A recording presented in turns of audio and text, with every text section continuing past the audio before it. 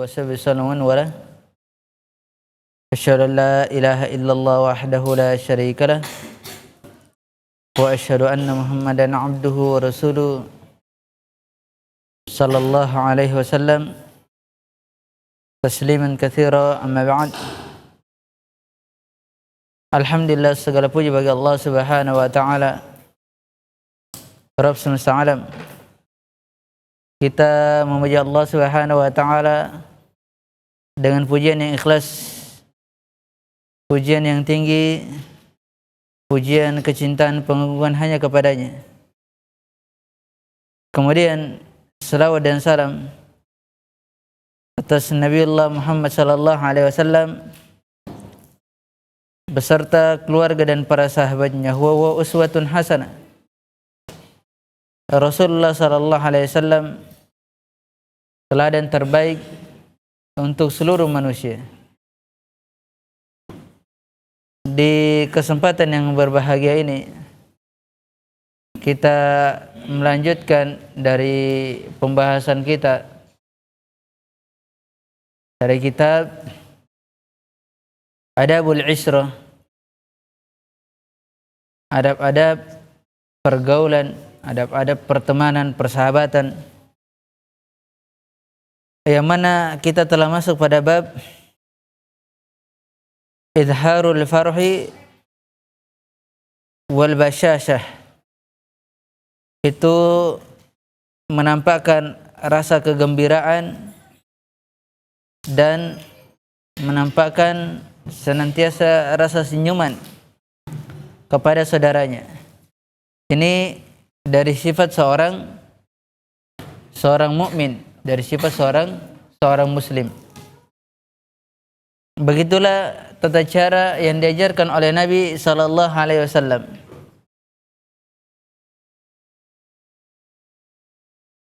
Yang terdahulu kita telah membahas di antaranya basyashatul wajah. Senantiasa wajahnya ceria, senantiasa wajahnya tersenyum ketika ia berjumpa kepada saudaranya, bukan dengan wajah yang garang, bukan dengan wajah yang sangar, atau bukan dengan wajah yang menoleh ketika dia berjumpa kepada saudaranya. Ini menunjukkan seseorang apabila dia berjumpa kepada saudaranya, ketika menampakkan wajah yang tidak baik pada saudaranya, itu menunjukkan hatinya bermasalah. Itu menunjukkan hati seseorang itu bermasalah. Bukan berarti seorang itu mengetahui hati seseorang, enggak. Tidak seperti itu, melainkan apa? Melainkan apa yang ada dalam hatinya itu dia tampakkan melalui wajahnya. Orang yang berdusta, orang yang tidak enakan, orang yang karena terpaksa, semua dia tampakkan dari sisi wajahnya. Dan wajahnya itu menggambarkan apa yang ada pada dirinya. Dan wajah itu sangat sulit untuk mendustai apa yang ada di dalam dadanya. Ini begitu, kalau antum lagi ziarah, antum berkunjung, kemudian dia tidak senang, atau antum lagi memberikan nasihat kepadanya, dia tidak senang, itu akan dia tampakkan dari wajahnya. Dan wajah itu sulit untuk berdusta. Itu yang disebutkan oleh Imam Ibnul Qayyim rahimahullah ta'ala. Itu yang diterangkan oleh Imam Ibnul Qayyim rahimahullah ta'ala. Sekarang masuk kepada lutful lisan. Ini sebenarnya kalau kita mau langsung membaca, itu bisa saja kita baca cepat. Ini kitab ini kita bisa baca 1 sampai 2 3 pertemuan kitab ini. Tapi bermanfaat tidak kira-kira?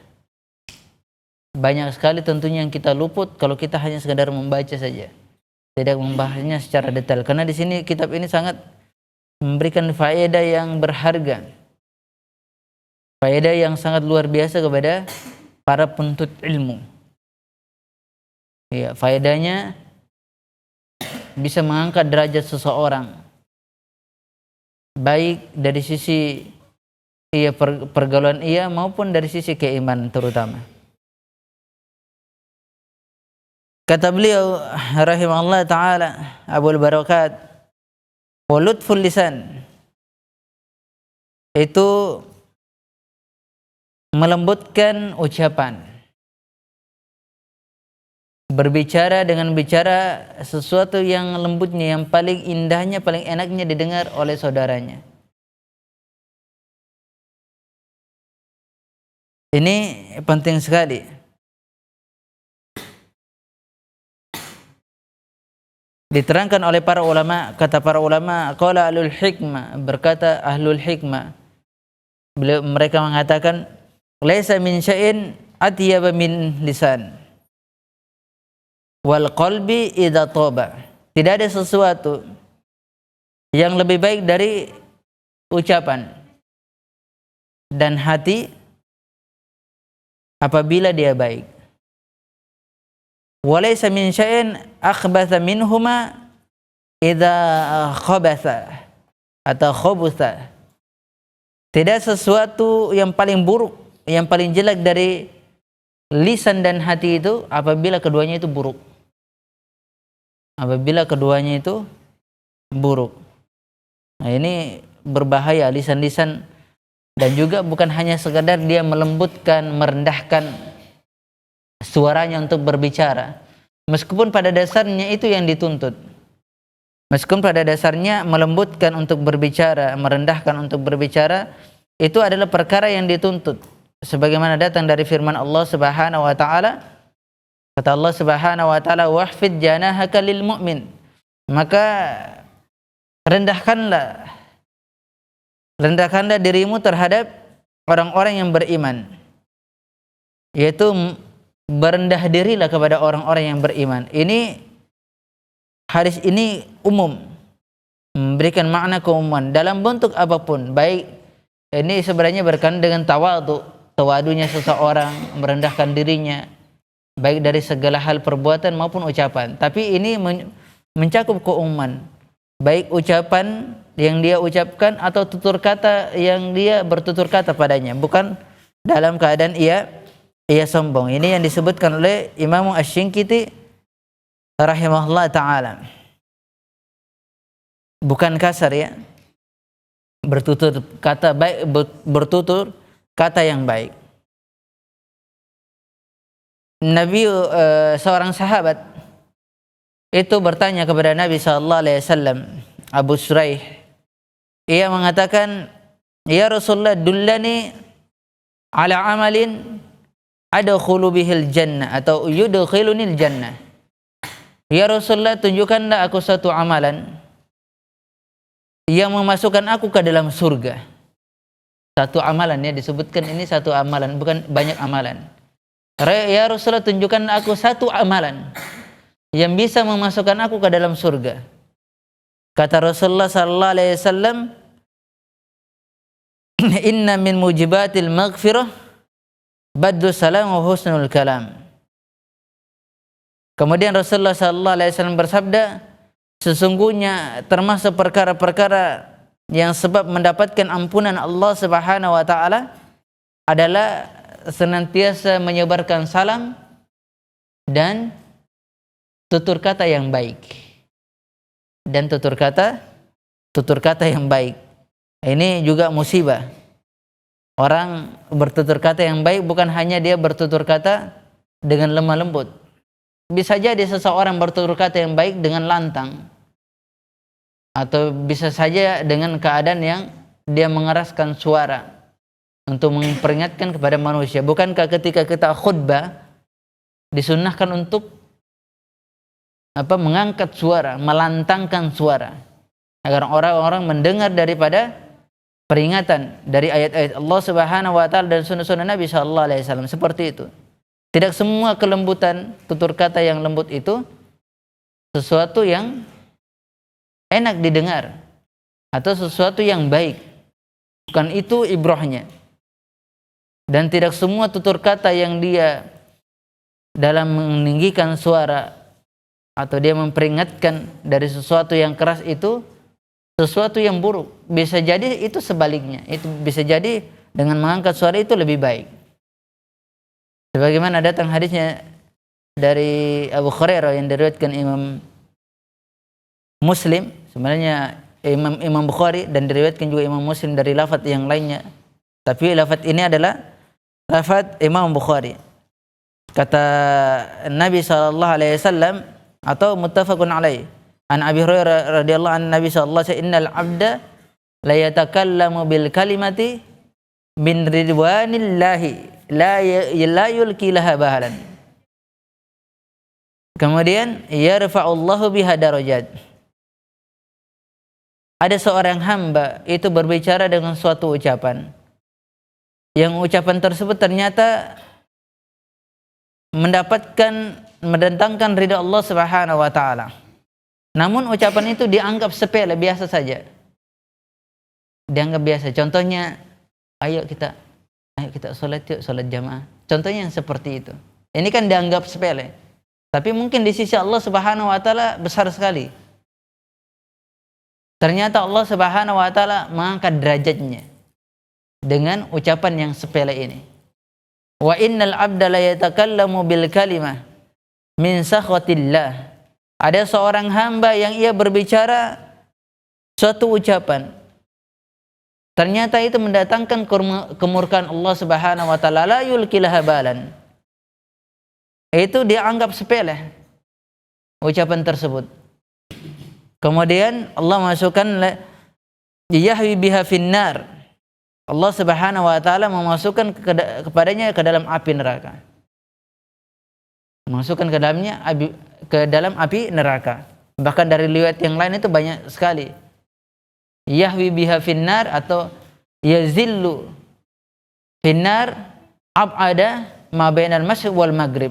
Bahkan dalam riwayat Imam Muslim dikatakan Allah Subhanahu wa taala memasukkan ia ke dalam api neraka Jahannam yang mana jaraknya sama seperti antara timur dan barat. Itu ketika dilemparkan ke dalam api neraka. Ini adalah ucapan-ucapan yang sepele yang mereka anggap remeh. Bisa jadi ucapan sepele itu ternyata ucapan kesyirikan. Bercampur kesyirikan, bercampur pertentangan terhadap Allah Subhanahu wa taala. Ini seorang itu harus berhati-hati. Seseorang itu harus berhati-hati. Bahkan ucapan dari Amr ibn al-As radhiyallahu an itu mengatakan begini. Ucapan itu seperti apa? Seperti obat.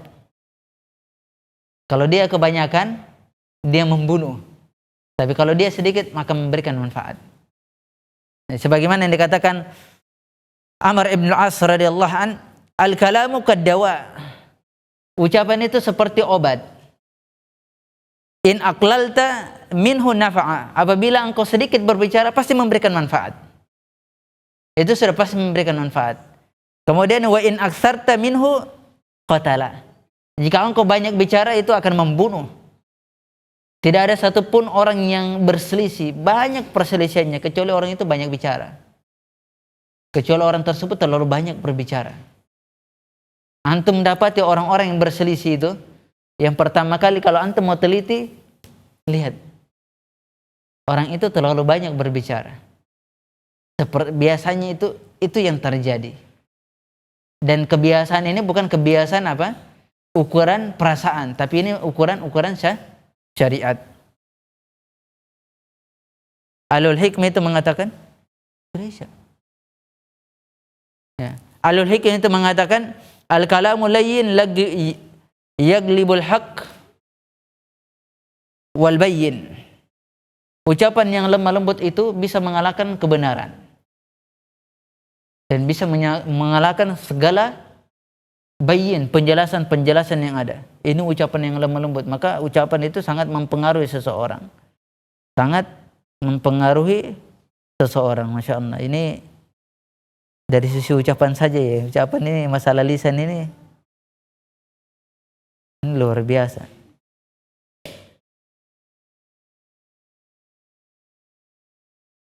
Dari sebuah hadis itu diterangkan, dari sebuah hadis itu diterangkan bahwasanya ketika Ali radhiyallahu an itu bercerita tentang surga, Ali bin Abi Thalib itu bercerita tentang surga. Dia mengatakan di surga itu terdapat kamar-kamar yang bagian luarnya bisa dilihat dari dalam, yang bagian dalamnya bisa dilihat dari luar. Kemudian seorang Arab dia bertanya, kamar-kamar itu diperuntukkan untuk siapa sebenarnya kamar-kamar tersebut? Diperuntukkan untuk siapa? Kemudian Rasulullah sallallahu alaihi wasallam bersabda, ini dari hadis Ali bin Abi Thalib. Rasulullah sallallahu alaihi wasallam bersabda, "Liman tabal kalam wa at'amat ta'am wa adama as-siyam wa shalla lillahi bil-lail wan nasu niyam." Kata Nabi sallallahu alaihi wasallam, untuk siapakah kamar-kamar tersebut yang nampak kelihatan dari luarnya, kemudian nampak kelihatan dari dalamnya? Kamar-kamar tersebut diperuntukkan untuk siapa ya Rasulullah? Yaitu diperuntukkan bagi orang yang tutur katanya baik, orang yang senantiasa berucap dengan ucapan baik, kemudian gemar memberikan makan kepada orang yang butuh, rajin berpuasa, dan rajin sholat malam karena Allah Subhanahu wa taala ketika manusia sedang tidur. Ketika manusia sedang tidur, maka dia sholat di malam hari. Dia sholat di malam hari. Ini dari apa yang didapatkan daripada pembahasan ulama tentang seseorang itu hendaknya benar-benar melembutkan dalam berbicara dengan tutur kata yang baik. Jangan membuat saudaranya itu lari darinya. Terkadang ada seseorang itu lembut, tapi itu membuat lari dari saudaranya. Banyak yang seperti itu, dan ketahuilah ya ikhwah, kelemah lembutan itu ternyata dari Allah Subhanahu wa taala. Kelemah lembutan itu dari Allah Subhanahu wa taala, bukan dari siapa dan bukan dari siapa-siapa. Itu dari Allah Subhanahu wa taala. Dalilnya itu Allah Subhanahu wa taala berfirman dalam Al-Qur'an, fabima rahmatin minallah. Dikarenakan rahmat dari Allah Subhanahu wa taala, lintalahum. Engkau itu berlaku lemah lembut kepada mereka. Disebabkan kasih sayang Allah, rahmat Allah Subhanahu wa taala, engkau berlemah lembut kepada mereka. Kita yang berlemah lembut kepada saudara itu semua karunia dari Allah Subhanahu wa taala. Semua karunia dari Allah Subhanahu wa taala. Dalilnya ini, walau kunta faddan ghalidhal qalbi lan faddu min hawlik. Lan faddu min hawlik. Apabila engkau keras, lagi kasar, maka orang-orang sekitarmu itu akan jauh darimu, akan menjauhimu. Ya, dimanapun orang-orang yang kasar, orang-orang yang tidak enak diajak bicara, orang tidak akan senang berdekat dengan dia. Yakin, orang tidak akan senang. Apalagi ketika dia telah berbicara tentang agama, apalagi dia menisbahkan dirinya kepada sunnah. Ada orang yang menisbahkan diri kepada sunnah, tapi kalau diajak berbicara garangnya minta ampun. Tapi ketika berbicara kepada orang awam, justru dia malah lembat lembut sekali. Harusnya orang yang sesama ahlus sunnah itu lebih dia berlemah lembut, karena sesama dia mengetahui ilmu tentang hal yang demikian, dan dia bisa mengajarkan orang-orang di sekitarnya hal yang demikian. Ya, karena penisbatan saja, tidak ada amalan tentang hal demikian, menisbahkan dirinya kepada sunnah, ya, menisbahkan dirinya kepada sunnah, kemudian dia tidak mengamalkannya, apa manfaatnya? Orang yang tidak menisbahkan dirinya kepada ahlus sunnah, kemudian dia mengamalkan dengan amalan sunnah, itu lebih aula dan lebih afdal. Bukan hanya kita menyandang bahwasanya saya ini adalah pengikut sunnah, tapi mana sunnah yang diikuti? Kelakuannya tidak seperti sunnah. Ya, bagaimana mau sunnah kelakuannya ketika dia datang belajar, dia datang bercerita, dia datang ke sana kemari, dia datang tertidur di majelis min awal ila akhir. Dari awal dia datang sampai terakhir tertidur. Ketika dia pulang, dia bilang bagaimana? Istrinya mengatakan bagaimana pelajarannya di sana, Abah? Masya Allah, luar biasa ustaznya menyampaikan. Bilang apa yang didapatkan? Saya lupa ya. Soalnya dari awal itu capek sekali sampai akhirnya. Lo antum bisa mengatakan bertanggung jawab, antum bisa enggak bertanggung jawab dengan ucapannya antum? Masya Allah luar biasa. Ternyata ketika ditanya bagaimana faedahnya terhadap ternyata faedahnya bagaimana faedah yang kau dapatkan di majelis, dia bilang saya tidak mengetahui bagaimana caranya.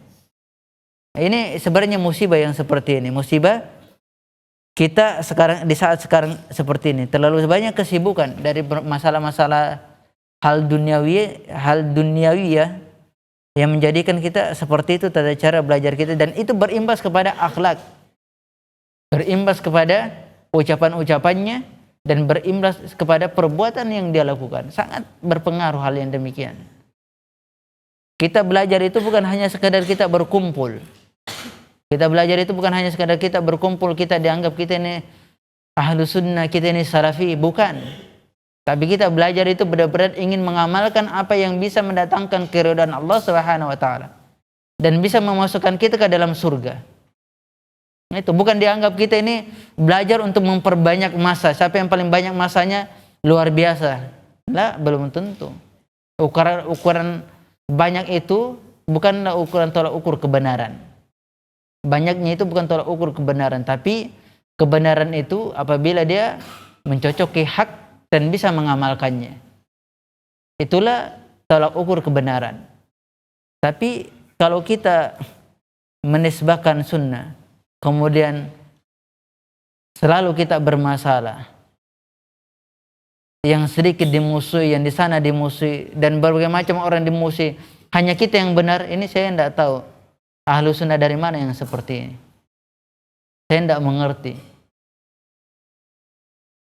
Ini perlu hal-hal yang perlu diperhatikan.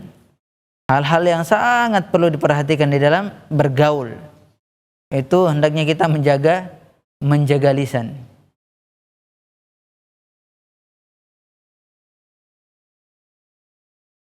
Ini banyak sebenarnya dari ucapan-ucapan para ulama tentang bagaimana seseorang itu berbicara dan manfaat daripada sebuah ucapan.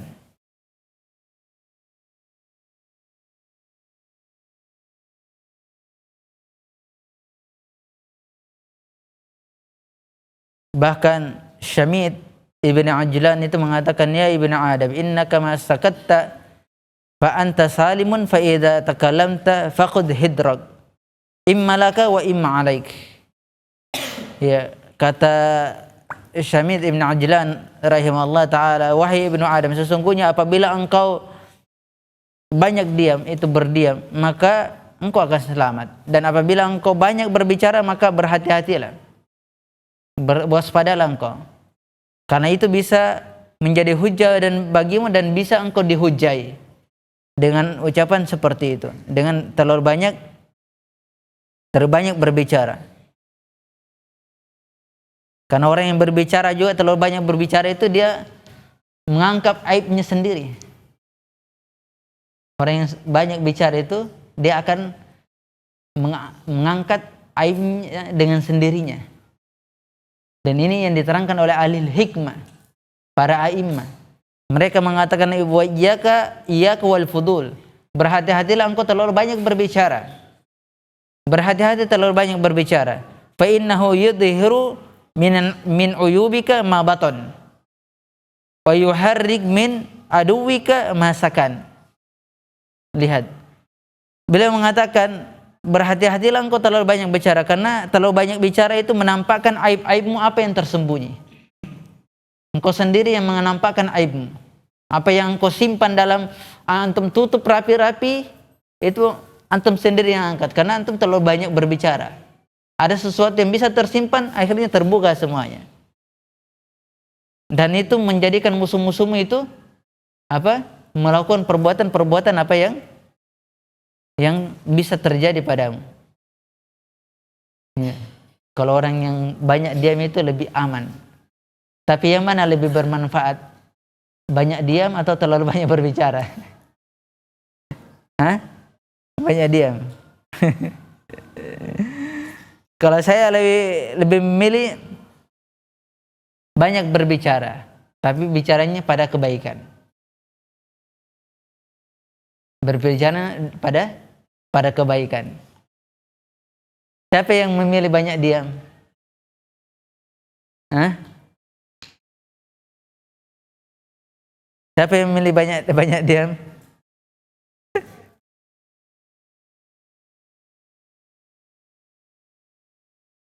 Ini saya bawakan dua ucapan a'immah. Yang pertama adalah ucapan Al-Ahnaf bin Qais.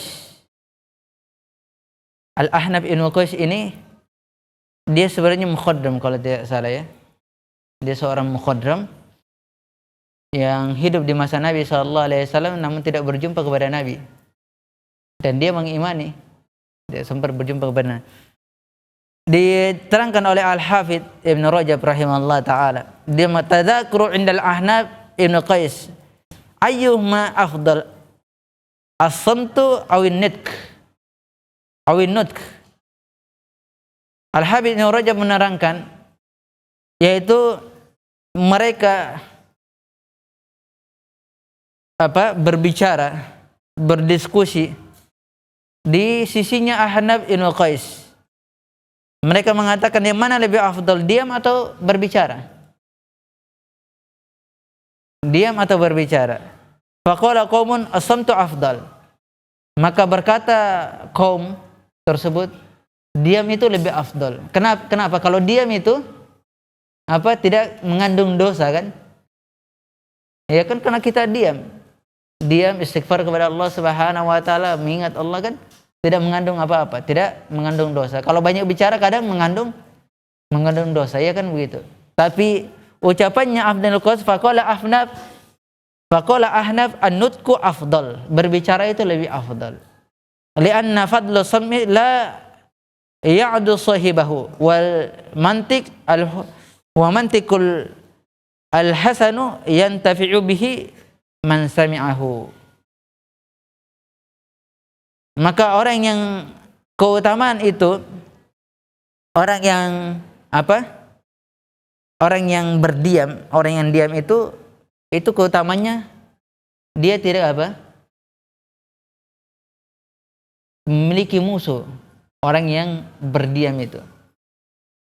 Tetapi orang yang berbicara baik itu memberikan manfaat bagi orang yang mendengarkannya. Ketika dia berucap kebaikan, dia menyampaikan hadis-hadis Nabi, ayat-ayat Allah Subhanahu wa taala, itu kan kebaikan. Kemudian orang itu sampaikan. Adapun orang yang dia hanya dia hanya diam, itu memberikan manfaat untuk dirinya sendiri. Nah, ini dari sisi seperti ini. Tapi berhati-hati orang yang terlalu banyak bicara tanpa ada kemanfaatan, itu yang dicela. Itu yang dilarang. Sebagaimana yang diterangkan oleh para ulama. Kata para ulama, qala rajulun minal ulama inda Umar ibn Abdul Aziz radhiyallahu rahimahullah ta'ala. Berkata seseorang dari kalangan para ulama di sisi Umar bin Abdul Aziz. Dia mengatakan as-samitu ala ilmin kal mutakallimu ala ilm. Orang yang berdiam di atas ilmu itu sama halnya orang yang berbicara di atas ilmu. Ini alul hikmah berbicara. Orang yang diam di atas ilmu, maka sama halnya dia berbicara di atas ilmu. Tapi apa kata Umar bin Abdul Aziz? Dia mengatakan, inni la arju an yakuna al-mutakallimu ala ilm. Aku berharap bahwasanya aku menjadi orang yang seperti orang yang berbicara di atas ilmu. Aku berharap diriku ini seperti orang yang berbicara di atas ilmu. Karena kenapa? Afdaluhuma yaumal qiyamah halan. Karena Yang paling memberikan manfaat pada hari kiamat keadaannya adalah orang yang berbicara di atas ilmu. Orang yang berbicara di atas ilmu. Walidzalika anna manfa'atuhu linnas wa hadza samtuhu li nafsihi. Disebabkan karena orang yang berbicara di atas ilmu itu memberikan manfaat kepada manusia dan manusia mengamalkannya. Manusia menceritakan, menyampaikan dan memberikan manfaat kepada manusia lagi. Maka amat bermanfaat pada hari kiamat. Adapun orang yang diam di atas ilmu, maka dia memberikan manfaat untuk dirinya sendiri. Memberikan manfaat untuk dirinya sendiri. Maka ini dibutuhkan untuk kita sama-sama lagi mempelajari ilmu ini dan menyebarkan ilmu. Itulah hikmahnya. Seseorang mempelajari ilmu bukan hanya sekedar dia mempelajarinya tapi tidak mengamalkannya dan tidak menyampaikannya. Karena dari kewajiban-kewajiban ilmu itu, setelah niat, setelah dia mendengarkan, kemudian setelah dia memahami, dia menghafalnya, dia mengamalkannya adalah menyebarkan. Dia menyebarkannya setelah dia mengamalkan ilmu tersebut. Nah, ini yang bisa kita sampaikan di pertemuan malam hari ini. Insyaallah kita akan bahas tentang di pertemuan berikutnya berkenaan tentang sa'atul qalb, lapangnya dada seorang mukmin. Bagaimana sih kelapangan dada seorang mukmin? Ya, kalau lisannya sudah bagus, dia harus melapangkan dadanya. Dalam bentuk apapun, biar dia dicela atau jangan dia sempit dadanya. Melapangkan. Dada yang lapang itu meskipun kehidupannya sempit akan menjadi lapang pula hakikatnya. Ya, kalau sudah kehidupannya sempit, kemudian dadanya sempit, maka